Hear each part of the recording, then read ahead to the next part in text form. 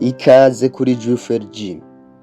Uyu munsi ngufitiye message zitandatu wandikira umukobwa canke wandikira uwo muntu muri kumwe mu rukundo ariko arakwirengagiza bikarangira akwishuye.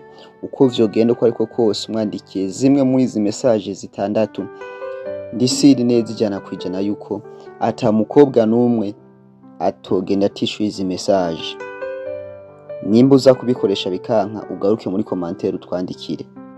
Ngiye kuguha aya majambo message ngufu ushobora kwandikira umuntu yari yaguciye amazi canke n'umuntu mukundana ari kubona umenga ariko aragenda aja kure, ashaka kukwishura message zawe, ariko ngira ngo uhe message wokoresha kugira ngo umukurure yongere agaruke muri discussion yawe canke yongere aguha umwanya bivanye n'izi message ukoresheje. Izi message ni zitandatu. Message ya gatandatu iraza kugutangaza cyane kubera ko nta mukobwa n'umwe iyi message atoyishura uko vyogenda uko ariko kose. Umukunzi wawe nimba ariko arakuja kure canke ufise umukobwa ariko arakwirengagiza, egera hano umvirize iki kiganiro ni icawe. Ikaze kuri Juferg. Usabwa gukora rero nimba ukunze iki kiganiro udusigire like ugende muri commentaire utwandikire. Message ya mbere rero aha ayo wandikira umukobwa akishura vyihuse cyane kubera ayibonye akumva bimuteye amatsiko yo gushaka kumenya ibirenze bijanye n'iyo message. Uzumwandikira iti: hari ikintu ciza maze iminsi ndakwiyumvirako ariko sinzi nimba no kikubwira aka kanya.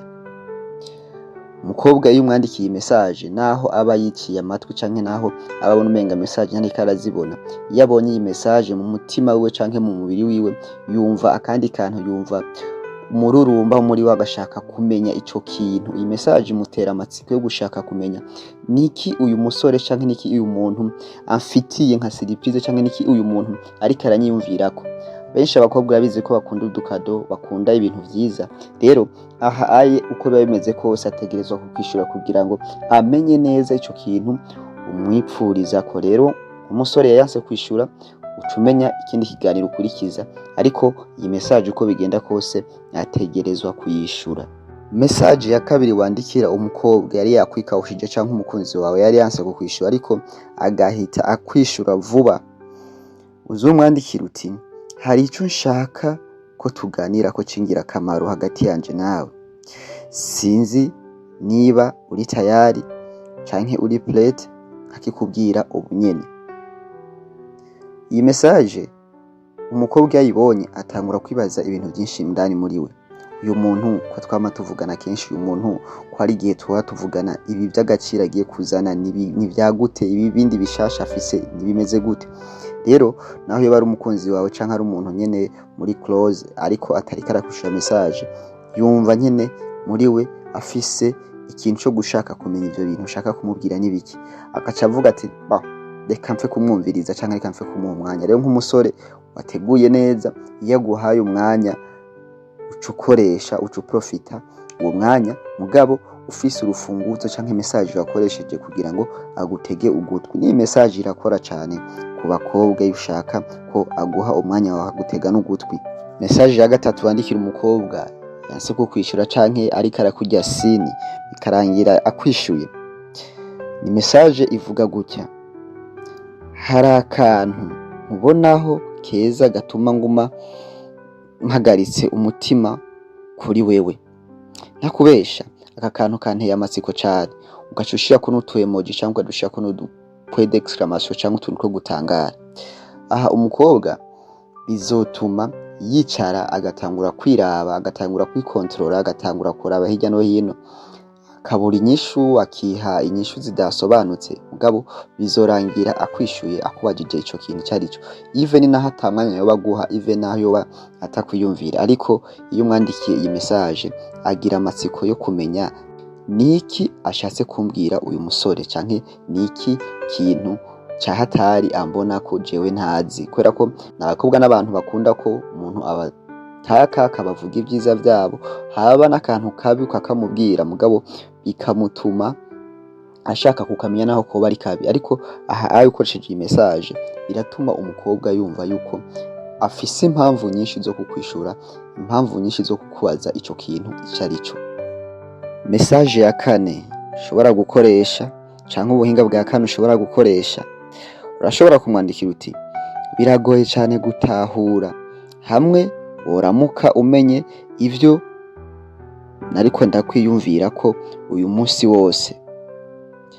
Aha umukobwa uzoba umushize hasi kabisa, aha umukobwa uzoba umushize mu mutego, uzoba umushize mu tubaza canke uzoba umushize mu bintu vy'ibizazane, kubera ko azokwicara yibwira ati none uyu musore canke uyu muntu yiriwe ariyumvira ibiki kuri jewe, eske ni vyiza, eske ni bibi, eske ni biki yariwe aranyiyumvirako. Rero abakobwa iyo bumvise ikintu kibahagarika umutima nk'iki, bashaka kumenya amakuru kuki kintu. Rero aha uko bigenda uko ariko kose ategereza kukwishura, amenye yuko ico kintu ari kibi canke ari ciza canke ata bindi byihishe inyuma, kubera ko igitsina gore canke umukobwa ni umuntu akunda amakuru cane kurusha ibindi bintu byose. Aha rero biza kurangira iyi message ayisomye kandi bikarangira ayishuye mu kukubaza ico kintu. Rero aramutse akubajije canke aramutse aguhaye uwo mwanya nk'umusore wateguye canke nk'umuntu yateguye, aca amenya uko aganiriza uwo muntu kuko amuhaye umwanya muto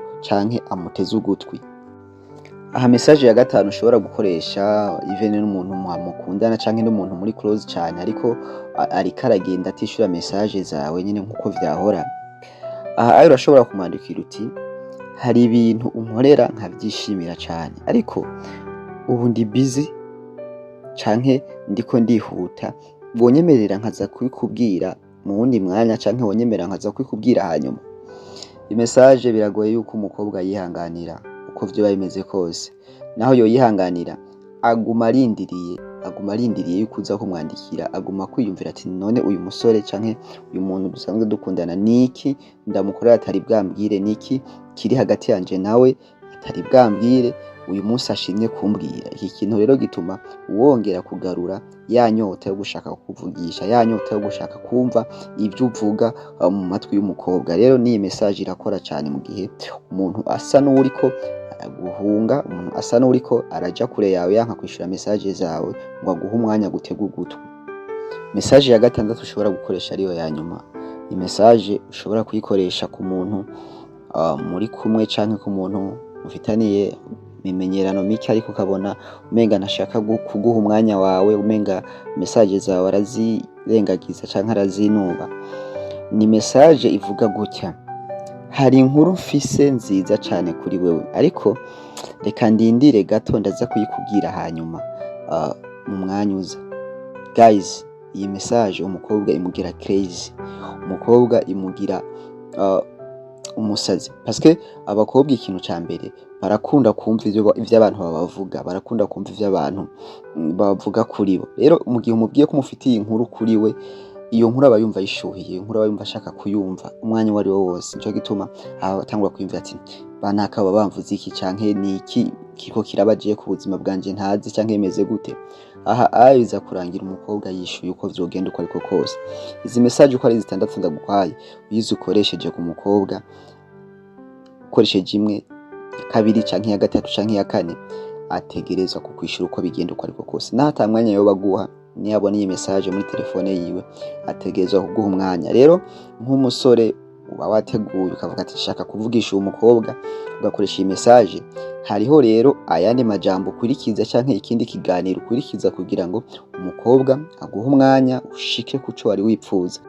Nimba ukeneye ikiganiro gikurikira kivuga ingene ucubandanya ikiganiro ku muntu wari wipfuza kumuganiza ibi na biriya, twandikire muri commentaire cyangwa ugende ushire ati yego, kugira ngo utaha canke ikiganiro gikurikira tuzogukorere kwaya majambo ushobora gukurikiza mu gihe umukobwa yamaze kwishura message, kugira ngo mushobore kuganira byinshi birenze kugira ngo ushike ku ntumbero yawe kandi yari yakumye umwanya.